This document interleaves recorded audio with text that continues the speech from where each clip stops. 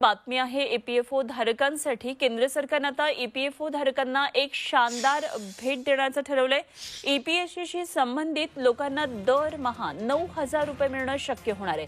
किमान पेन्शनमध्ये पण वाढ होणार आहे आणि कामगार मंत्रालय फेब्रुवारीमध्ये या संदर्भातला निर्णय घेणार आहे। केंद्र सरकार ईपीएफओच्या पेन्शन स्कीममधल्या सबस्क्रायबर्सना ही शानदार भेट देण्याच्या तयारीत आहे आणि या स्कीममध्ये मिळणाऱ्या किमान पेन्शनमध्ये आता 9 पट वाढ होण्याची शक्यता आहे। असं झालं तर ईपीएसशी संबंधित लोकांना दरमहा 1,000 रुपयांऐवजी 9,000 रुपये मिळण्याची शक्यता आहे। फेब्रुवारीमध्ये कामगार मंत्रालय याबाबत निर्णय घेण्याची शक्यता आहे आणि याच बैठकीमध्ये नव्या वेज कोडबाबत सुद्धा निर्णय होण्याची शक्यता आहे।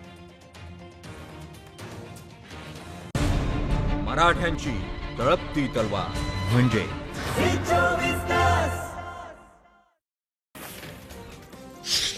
देशातला ओमायक्रॉन बाधितांचा आकडा 2,000च्या पार गेलेला आहे। काल 153 जण ओमायक्रॉन बाधित असल्याचं स्पष्ट झालंय। 24 राज्यांमध्ये ओमायक्रॉनचा संसर्ग पसरलाय। महाराष्ट्रातच सर्वाधिक ओमायक्रॉन बाधित आढळलेत। मुंबईमधल्या रुग्णवाढीला देखील ओमायक्रॉन कारणीभूत असल्याचं बीएमसी आयुक्तांनी सांगितलंय। मुंबईत आता ओमायक्रॉन आणि कोरोना बाधितांसाठी एकत्रच व्यवस्था असणारे ओमायक्रॉन ग्रस्तांची संख्या वाढत असल्यानं स्वतंत्र ठिकाणी ठेवलं जाणार नाहीये। मुंबईमध्ये वेगानं वाढणाऱ्या रुग्णांमध्ये सुमारे 80% लोक हे ओमायक्रॉन बाधित आहेत। येत्या काही दिवसांमध्ये ही संख्या 100% होण्याची सुद्धा शक्यता आहे। त्यामुळे आता स्वतंत्र व्यवस्था करणं शक्य नाहीये।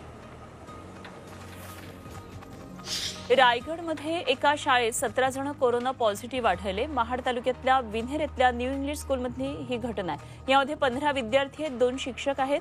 त्यांना कोरोनाची लागण झाली। एक विद्यार्थी पॉझिटिव्ह आला होता, त्यामुळे सर्वांचीच अँटीजन चाचणी केली आणि त्यामध्ये हे पुढचे अहवाल आले। कोरोना बाधित सर्वांची प्रकृती स्थिर आहे आणि त्यांना सगळ्यांना होम आयसोलेशनमध्ये ठेवलंय। भिवंडीतल्या चिंबीपाडा आश्रमशाळेमध्ये 30 जणांना कोरोनाची लागण झाली आहे। आश्रमशाळेतल्या विद्यार्थ्यांच्या पालकांनी गोंधळ घालून तिथनं पळ काढला, त्यामुळे प्रशासनाची डोकेदुखी आता आणखी वाढली आहे। विद्यार्थ्यांना सर्दी खोकल्याची लक्षणं जाणवू लागल्यानं त्यांची कोरोना तपासणी केली। कोरोना असल्याचं त्यामध्ये निष्पन्न झालं। विद्यार्थ्यांसह अधीक्षक स्वयंपाकी यांना सुद्धा कोरोनाची लागण झाली आहे। ठाणे जिल्ह्यामध्ये पालकमंत्र्यांसह आमदार खासदारांना कोरोनाची लागण झाली आहे। गेल्या 24 तासात 1,332 कोरोना बाधित रुग्ण तर 8 ओमायक्रॉनचे रुग्ण आढळलेत आणि त्यामुळे प्रशासनाची चिंता आता वाढली आहे। गेल्या 5 दिवसात 3,038 रुग्ण आढळलेत आणि दिलासादायक बाब म्हणजे गेल्या 5 दिवसात एकही मृत्यू झालेला नाही। गेल्या आठवडाभरापासून कल्याण डोंबिवलीमध्ये रुग्णसंख्या वाढतीये। या पार्श्वभूमीवर शिवसेनेचे आमदार विश्वनाथ भोईर आणि भाजपचे आमदार रवींद्र चव्हाण यांनी आयुक्त डॉ. विजय सूर्यवंशी यांची भेट घेतली। यावेळी आमदार रवींद्र चव्हाण यांनी लसीकरणाचा वेग वाढवण्याची मागणी केली, तर आरोग्य यंत्रणा सज्ज असल्याचं भोईर यांनी म्हटलंय।